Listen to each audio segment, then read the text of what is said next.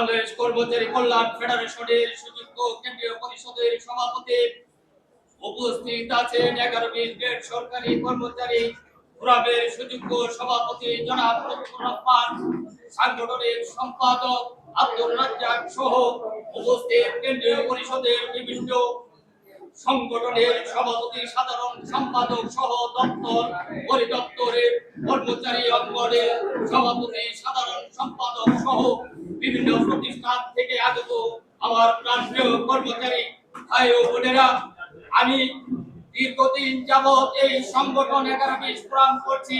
ব্রাহ্মণবাড়িয়া জেলার সভাপতি তথা কেন্দ্রীয় পরিষদের সহ সাংগঠনিক সম্পাদকের দায়িত্ব পালন করছি 2019 সাল থেকে। আমি চট্টগ্রাম বিভাগের দায়িত্বে ছিলাম। বিভিন্ন সময় যখন দাবি আদায় ঐক্য পরিষদ কেন্দ্রীয় সমাবেশ দিয়েছে, বিভিন্ন উপজেলা থেকে ফোন দিয়েছে, বিভিন্ন আমাদের লুৎফর ভাই ফোন দিয়েছে, আপনি ব্রাহ্মণবাড়িয়া জেলা কাছের জেলা, আপনি চাকরি বাস নিয়ে আসবেন। বড় দুঃখের বিষয়, যখন ধীরে ধীরে সময় এগোচ্ছে, চাকরি বাস ঠিকই হয়েছিল, আগের দিন এসে 2টি হাইস্ট পূর্ণ করতেও আমার কষ্ট হয়েছে। পরিতাপের বিষয়, আমার এই ভাই 11-20 এখানে বক্তব্য দিয়ে গেছেন। আমরা 14 লক্ষ থেকে 18 লক্ষ কর্মচারী, আমরা যদি সেদিন একটা কর্মসূচি ঘোষণা দিয়ে মহাসমাবেশ দিলাম, সেখানে যদি উপস্থিতির হার 5000 হয়, তাহলে আমি মনে করব সেই কর্মসূচি আমরা এগোতে পারবো না, বাস্তবায়ন হবে না, আমরা লজ্জিত হব, কলঙ্কিত হব।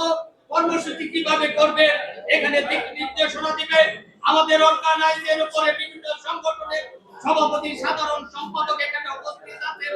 আপনারা কর্মসূচি ঘোষণা করবেন, কোন ধরনের কর্মসূচি কিভাবে ঘোষণা করলে বাস্তবায়ন করা যাবে। আমি বিভিন্ন সময় দেখেছি আপনারা দাওয়াত করেছেন, যেমন মান্না ভাই, নূর ভাই বা তাদেরকে দাওয়াত করেছেন।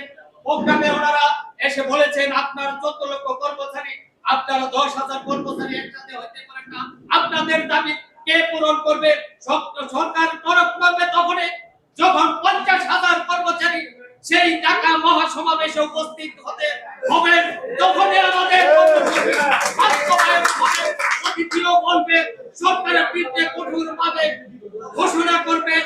যখন আপনি দুই পক্ষ দরবার করবেন, আপনি যখন মুখামুখি হবেন, আরেকজন সালিশকারক আসতে বিচার করতে পারবে। এক পক্ষ যখন দুর্বল অবস্থানে থাকবেন, আপনার পক্ষে বিচারক থাকবে না। সেজন্য আমি সকলকে উদাত্ত আহ্বান জানাবো।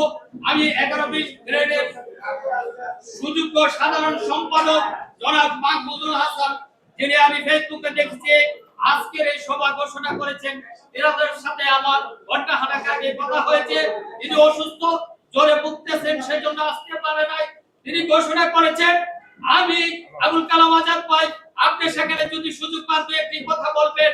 আমি মাহমুদুল হাসান রক্ত দিব, রাজপথে জীবন দিব।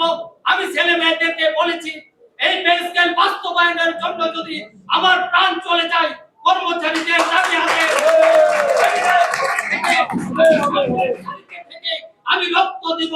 এই প্রত্যাশা রেখে এই 11-20 ফোরামের আহ্বান কেন্দ্রীয় পরিষদ দাবি আদায় ঐক্য পরিষদের সাথে সকালে ঐক্যবদ্ধ থেকে বিভাগ তথা জেলা পর্যায়ে আপনারা আজকে থেকে যদি সকলে এখান থেকে দায়িত্ব নেন, নিজে নিজে একটি সংগঠন মনে করে দায়িত্ব নিয়ে প্রতিটি জেলা উপজেলায় বিভাগে আপনারা দায়িত্ব দিয়ে একটি আগে মানববন্ধন, তারপরে একটি মহাসমাবেশে আমাদের উপস্থিতির উপরে আগামী দিনে আমরা কোন দিকে ডাইভার্ট হব, কি কর্মসূচি ঘোষণা দিব, আমরা কি সেই যমুনা অভিমুখে যাব না, সেখানে উপস্থিত হব মানববন্ধন, বা আমরা অনশন করব, অবস্থান ধর্মঘট করব, কর্মবিরতি দিব, সেইটি নির্ধারণ করার উদাত্ত আহ্বান জানিয়ে কেন্দ্রীয় নেতৃবৃন্দকে আগামী দিনের কর্মসূচি ঠান্ডা মাথায় প্রস্তাব করার এবং ঘোষণা করার বিনীত অনুরোধ রেখে সকলকে ধন্যবাদ ও কৃতজ্ঞতা জানিয়ে,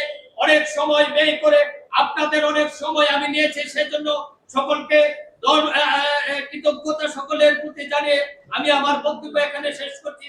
আল্লাহ হাফেজ, সকলকে ধন্যবাদ।